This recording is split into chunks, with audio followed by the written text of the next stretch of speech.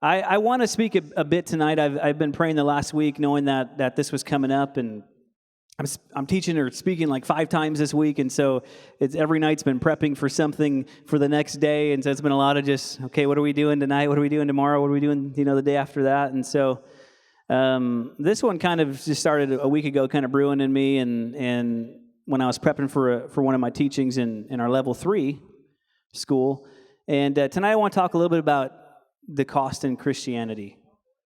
Yeah, I know. Oh boy. And I want to just start right here with Matthew 10. Let's just read it, all right? Matthew 10. Behold, I am sending you out as sheep in the midst of wolves. So be as wary as serpents and as innocent as doves. But be on guard against people, for they will hand you over to the courts and flog you in their synagogues. And you will even be brought before governors and kings on my account as a testimony to them and to the Gentiles. Now, at verse 21, now brother will betray brother to death, and a father his child, and children will rise up against parents and cause them to be put to death. And you will be hated by all because of my name, but it is the one who has endured to the end who will be saved. And we read that, and it's not easy to digest. It's a little bit startling with some of the things we read in what Jesus says in some of these verses, and it's, who wants to be hated by everybody? Who wants to be sent out in the midst of wolves and be hated and torn apart and, be on display? And but there's this challenge, and in this, I've just felt lately there's this pull or this temptation to want to pull back into this easy Christianity, into an easy Christianity. And I don't know if that's just me picking up. I really feel like it's something that is coming against the church, is this desire to pull back, this desire to slip into something that's easy, that's digestible, that's easy to the ears, that's easy to hear, that's easy to understand, it's easy to chew, and rather than really dive and look at what are we saying yes to when we say yes to Jesus? What are we agreeing to? What is he expecting from us? What is it that we are moving into when we say yes to Jesus? And, we have these thoughts that pop up, even though we know the truth, right? We know the truth. Jesus deserves everything. He saved me from so much. He took me and he wiped me clean, like perfectly clean. He's taken my sins away. He's given me new life. And we could fill this list of what Jesus has done for us. And even though we know the truth, yet it's still, these questions pop up and they say, will there ever be an easy day? Will it always be challenging? Will every day be stretching? Will it require more and more and more?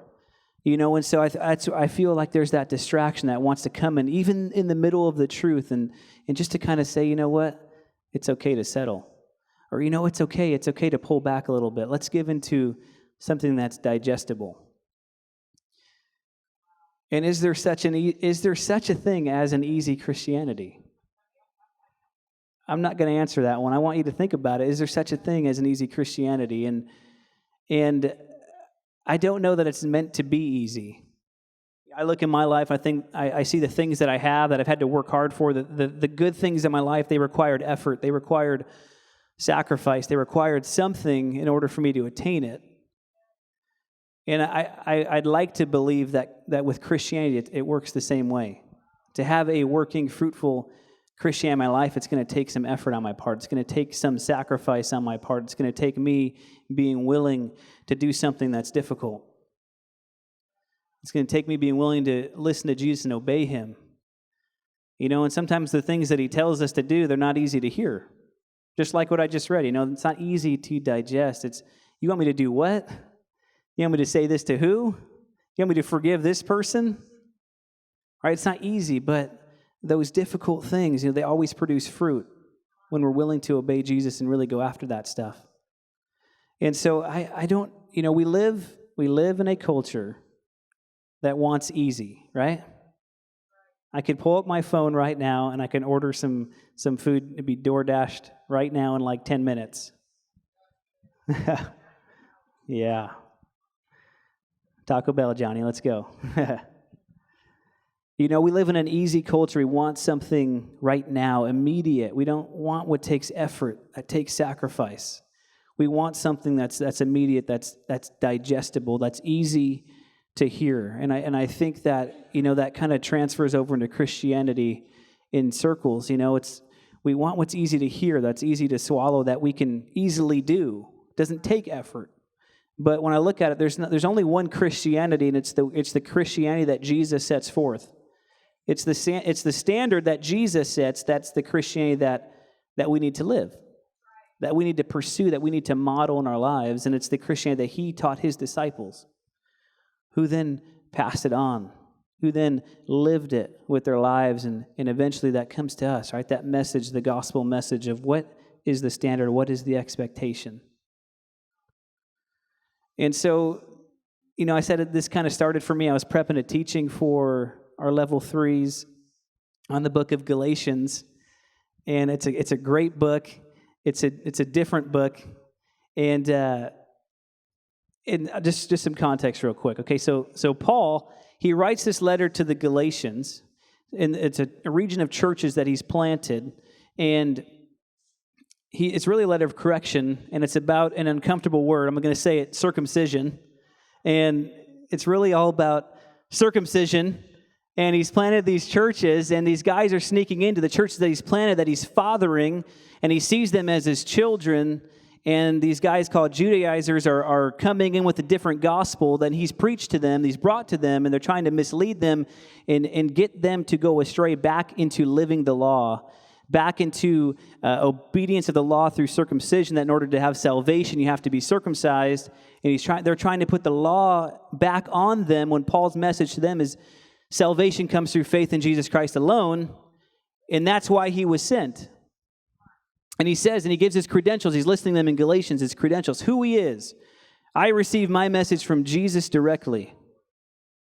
This is the gospel I brought to you. And he's talking to them, and he's not sharing nice words. Who's bewitched you?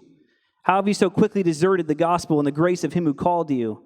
And, it's Paul's heart on this paper, And Galatians was one of the first books written of the New Testament. And you just see his heart's bleeding on these pages. How have you deserted this? And you're wondering, okay, why am I going to a backstory on Galatians? It was just to fill you in, increase your knowledge about Galatians? No, it's because when I read Galatians and I see Paul's sacrifice, and he risked death to get this gospel to these churches. And he's hurt that they would so quickly abandon the message that he brought them that was from Jesus himself.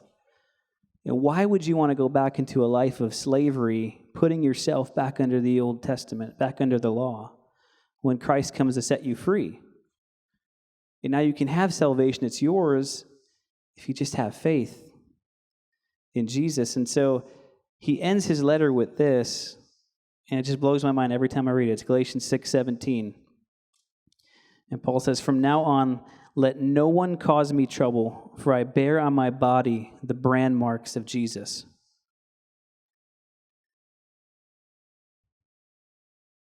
He's saying, Galatians, believe what I'm telling you. I've lived with my life this message that I'm bringing to you, and I have brand marks on my body that prove what I've done and what I believe.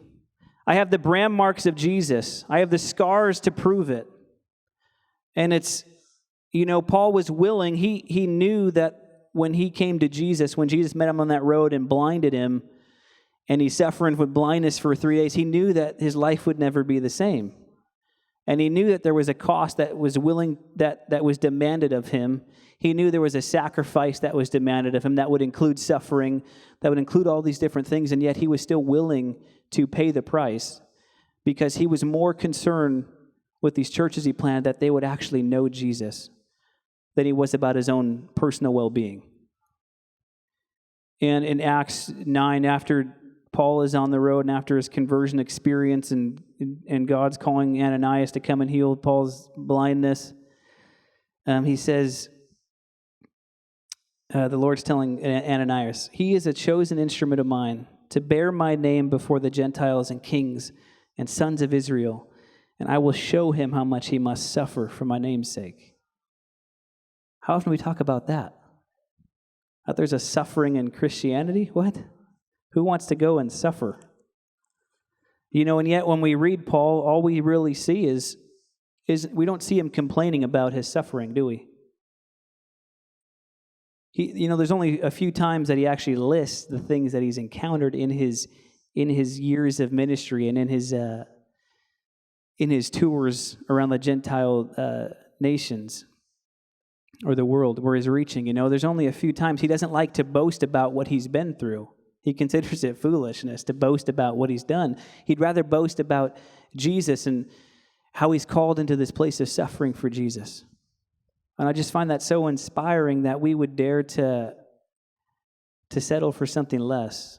And I know that we live in a day where we're not going to face these things that Paul faced, most likely. We're not going to be dealing with hunger that's unbearable unless we choose to. We're not going to be faced with being strung up on a cross upside down, most likely. We live in a country where Christianity is accepted. We're not afraid for our lives. We're not trying to hide to just survive. And so, it becomes very easy to forget that there is a cost and that there is a suffering aspect of Christianity that we're not supposed to ignore, that we're actually supposed to embrace. There's a suffering aspect. And so I look at, well, what are the brand marks? Do I have brand marks on my body that bear Jesus? Would people look at me and say, oh, there's some marks. He belongs to Jesus. It might not look like being whipped 5 times or shipwrecked or abandoned like Paul was or left for dead and stoned.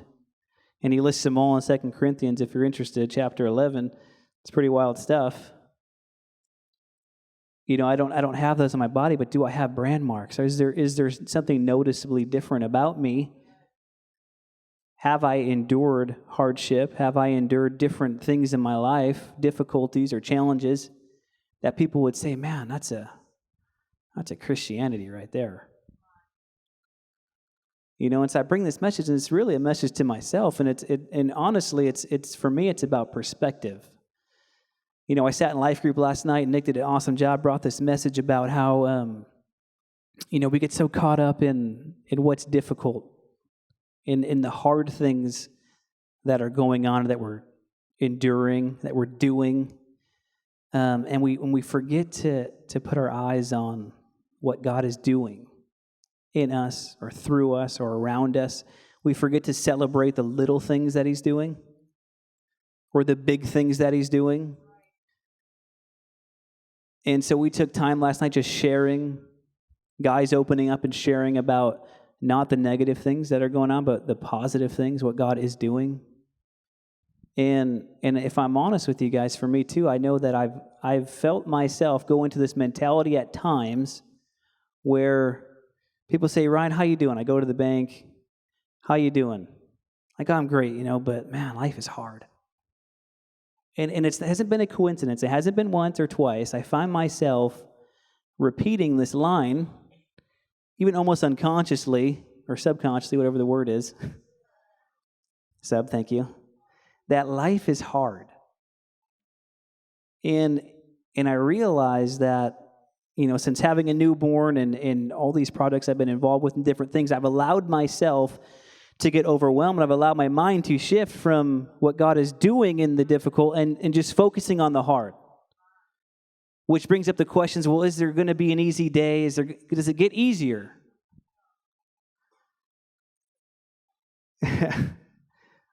Will there ever be a day off, Can we just have a day off? And in that, kind of ashamedly, it's, if I'm honest, I've felt my joy just kind of, and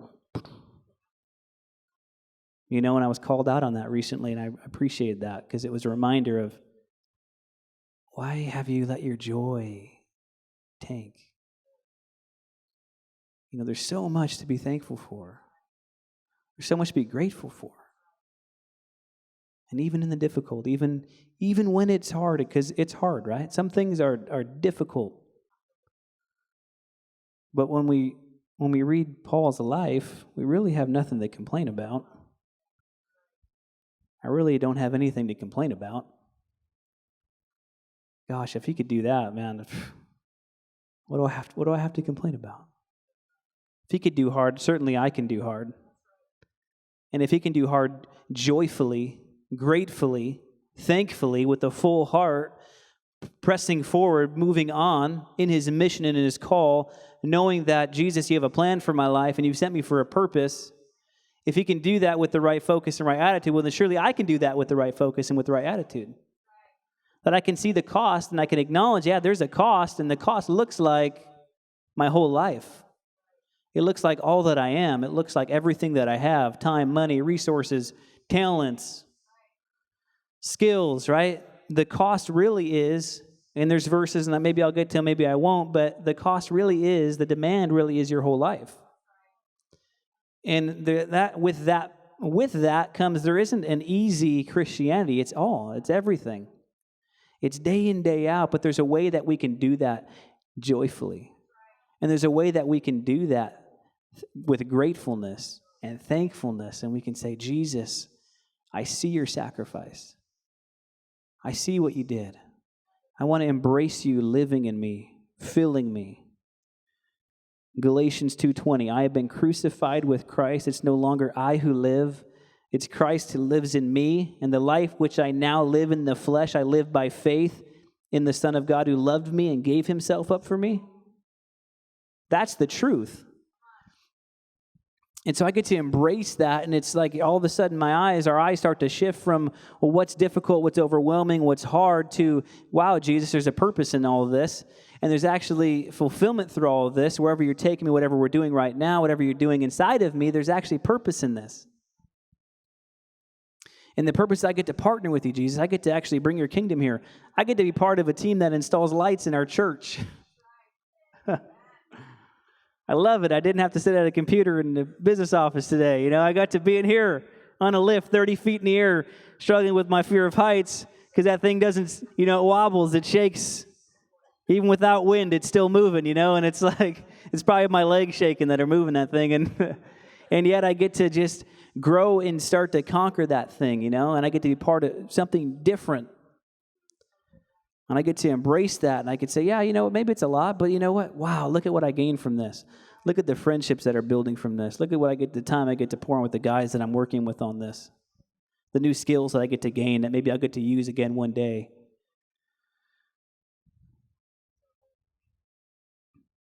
And so that's why I said it's really a perspective shift. And we can choose to stay in a place of just looking at what is difficult and what is challenging and what's laid out for us. Or we can start to move into okay, well, despite that, what are you doing, Jesus? What are you doing in me? What are you doing around me? What's your plan for right now? What do you want to do right now? And so, the brand marks of Jesus. From now on, let no one bear trouble for me, for I bear on my body the brand marks of Jesus. It's like, what are the brand marks? What's in your life is demonstrating to those around you that you're following Jesus, that you're part of the way. This is the way. Matthew 16 says this. Then Jesus said to his disciples, if anyone wants to come after me, he must deny himself, take up his cross, and follow me. For whoever wants to save his life will lose it, but whoever loses his life for my sake will find it. For what good will it do a person if he gains the whole world yet forfeits his soul? Or what will a person give in exchange for his soul? And so when I look at the life of Paul, and I really understand that he wasn't in a place of indecision. He wasn't standing in a place of kind of teetering, oh, maybe today I'll follow you, Jesus, or today I'll follow you, Jesus, or right now it's not really convenient for me to follow you, Jesus. He was in full-on decision, convinced of who Jesus was, convinced that his life was no longer his own, that he needed to deny himself and follow Jesus. And that's exactly what he did. There was no moment of needing to stop and pray. Jesus, is this what you want me to do? He just gave in. He let go. All right, just hands up, I surrender. Whatever you want, Jesus. I'm with you. And I mean, the world's changed from that. The entire world has changed from that.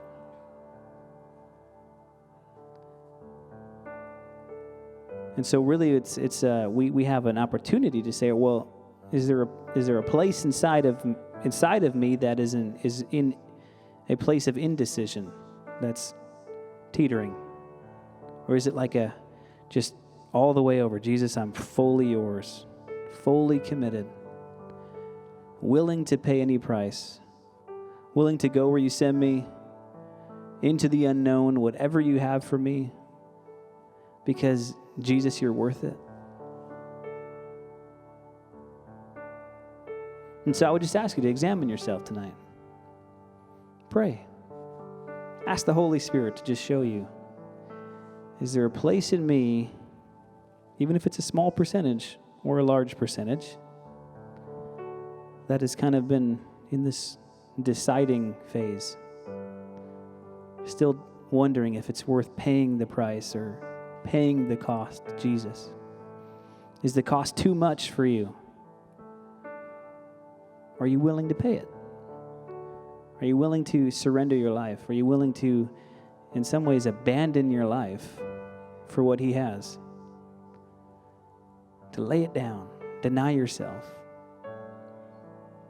pick up your cross, follow Him.